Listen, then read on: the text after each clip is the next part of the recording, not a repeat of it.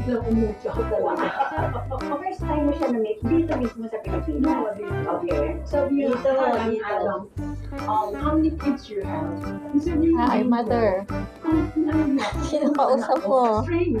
Sabi ko, yes, I have 4 kids and I'm very proud of them. So what seems to be the problem? Ayun pa umaga. Sabi ko, ano problema?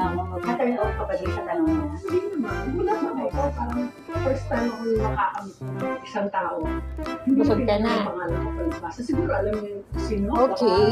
Tama-tama naman. Oo, tamang-tama ang ano. Pero yun yung gusto nyo sa